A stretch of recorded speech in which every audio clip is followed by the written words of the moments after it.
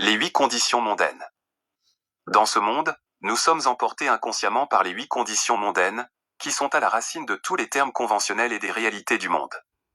Ces 8 conditions sont louange et blâme, gain et perte, renommée et discrédit, plaisir et douleur.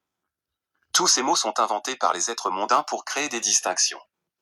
Pourtant, dans la nature, il n'y a que 2 types de phénomènes, ceux qui savent et ceux qui ne savent pas.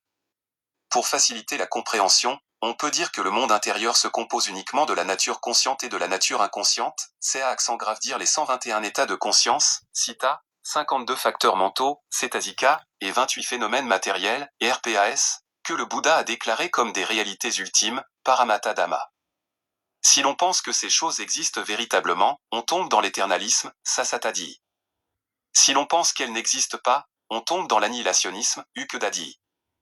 Le Bouddha a donc enseigné la coproduction conditionnée, lorsque ceci est, cela est, lorsque ceci cesse, cela cesse. Ces enseignements sont appelés Pekasamubda, Idapakaya, etc. Les mots peuvent varier, mais le sens reste le même. Pour mieux comprendre, le Bouddha a expliqué les 5 agrégats, Pankakanda, les Citta, les Cétasikas et les RPAS non pas comme des vérités séparées, mais pour l'explication. Les agrégats sont des accumulations, par exemple, l'agrégat de perception, Sankandanda, et l'ensemble de la mémoire et des reconnaissances, l'agrégat des sensations, Vedankanda, et l'ensemble des ressentis agréables et désagréables. Sans mémoire, les humains ne pourraient pas se souvenir de leur enfance. Même le Bouddha n'aurait pu se rappeler ses innombrables vies antérieures sans mémoire. Il a ensuite expliqué le processus de conscience, Citta Vtheashi, 6 types distincts, chacun avec 17 moments de pensée.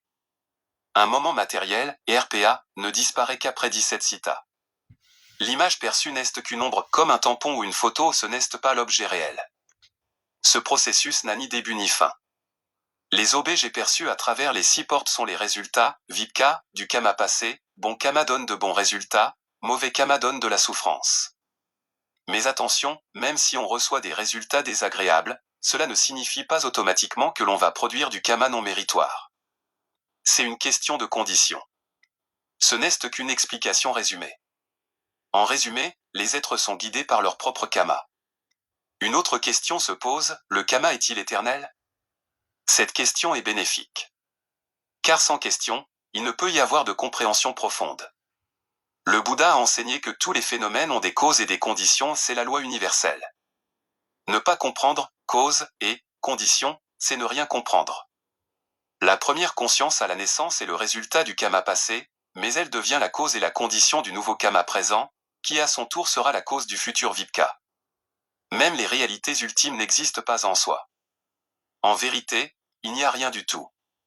Les êtres courent après le monde conventionnel, prenant ce qu'ils ont eux-mêmes inventé pour la vérité, s'y attachant avec plaisir, souffrance et conflit.